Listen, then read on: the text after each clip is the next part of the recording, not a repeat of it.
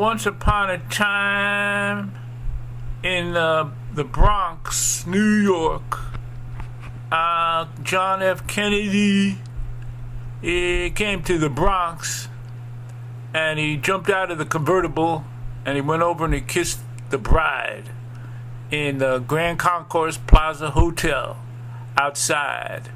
And it's in the book CAMELOT, because my mama and daddy took me up, and my brothers and me and sister, and we went down to see Kennedy. And because we like Kennedy, we was Irish too, Catholic. And then we walk down from Woodcrest Avenue in Highbridge, New York.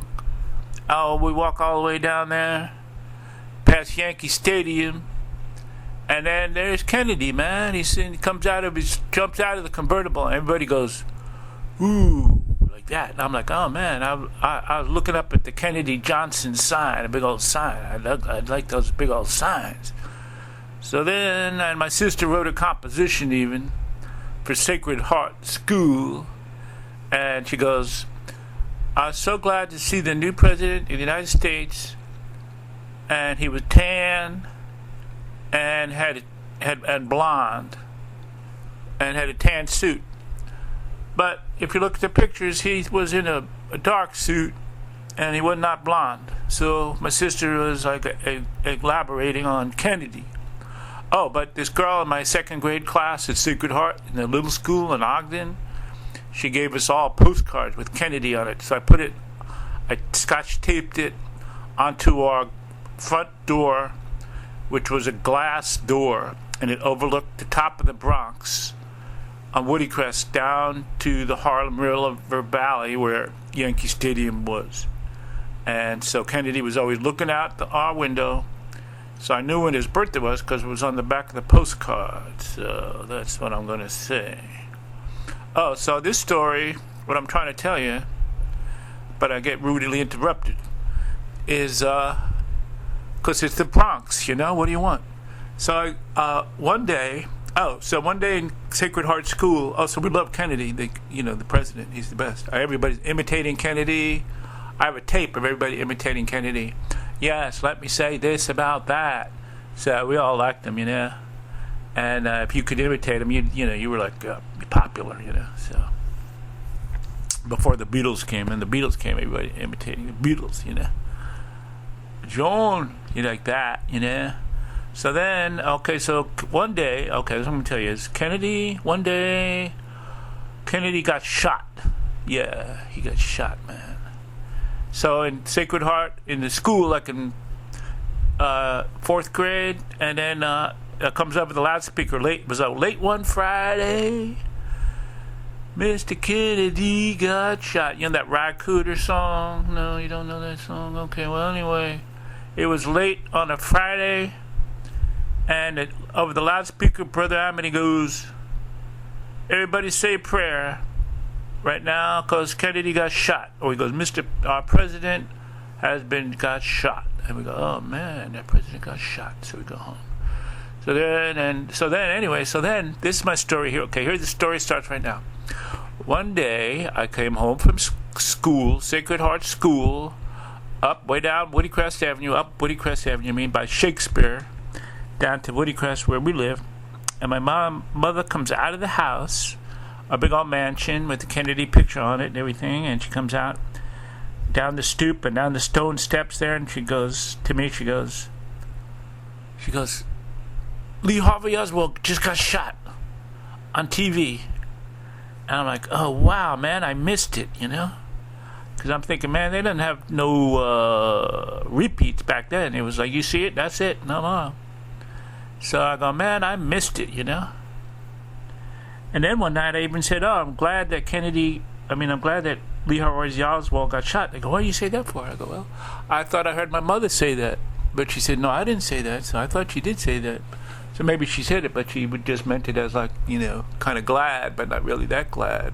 Glad, but she got to see him get shot on TV, and I did not see that. So that's my point. That's my point completely. Also, my point is that then years later in Florida, I come home and he was like, oh yes, Kennedy's been shot. Oh really? Yes, I know that. Lee Harvey Oswald. Oh, so then in Florida, I come home one night and my mother has the TV on real loud. I go, what the heck is this? So I go and I look, and it's like a picture of the ocean. I go, oh, the ocean, Then I look on this, and then I look and it goes, oh, she goes, oh, did you hear the news? I go, no, I don't know. And she goes, so then I look and it says, John in the sea or something like that, or they're looking for him. So then, anyway, so my point is that the next day I was like painting, oil painting upstairs, and I was freaked out, man. I go, man, John, I couldn't find him. I go, he's way down in the bottom of the sea, and they'll never find him, I didn't think they would find him, So I did a painting, and I had a painting of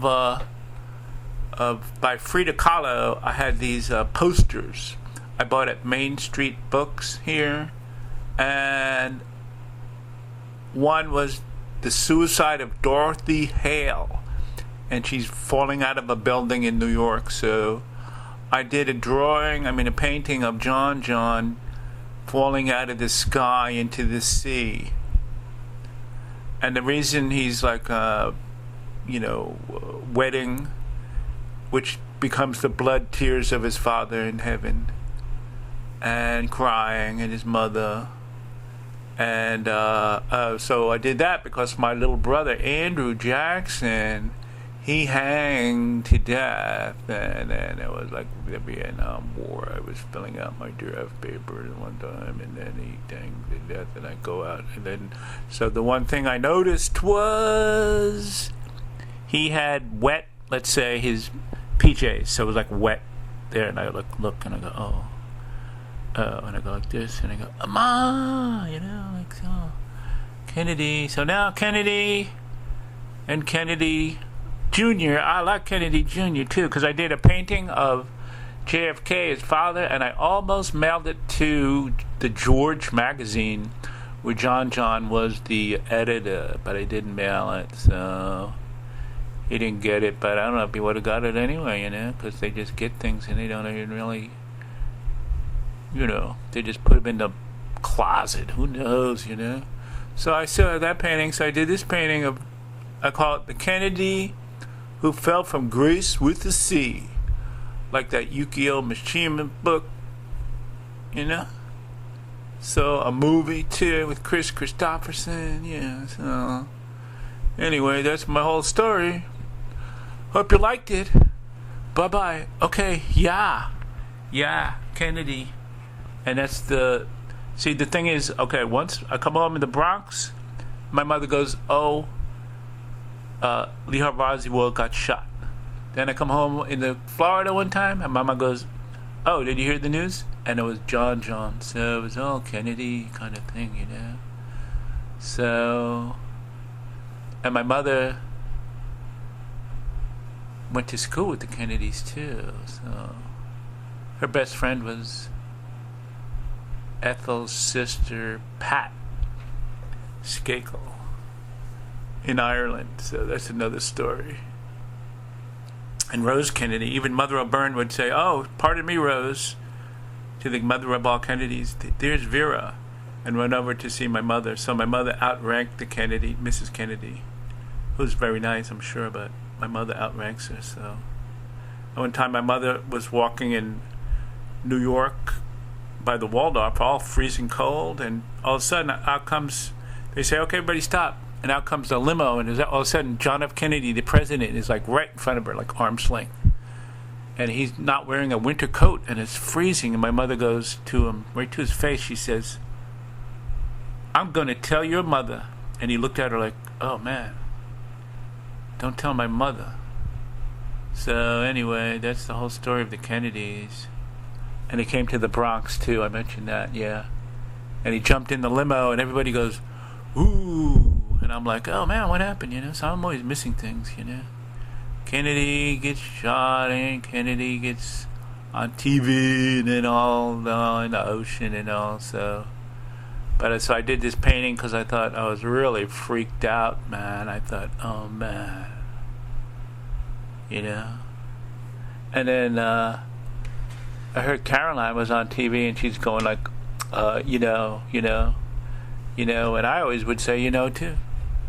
So, you know, that's my whole story, you know. So, you know, I hope you like it and I hope don't make it too sad or nothing, but, you know, that's what happened.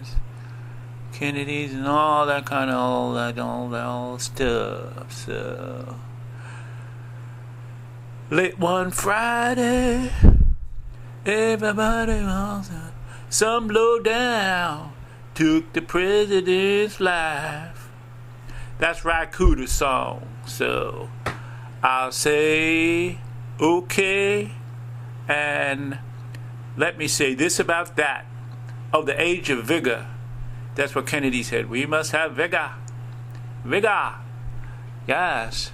We must have vigor. So, this painting is vigor, and this is a very interesting Windows Media video. So thank you very much, and get off the air, will ya? No, sorry. Kidding.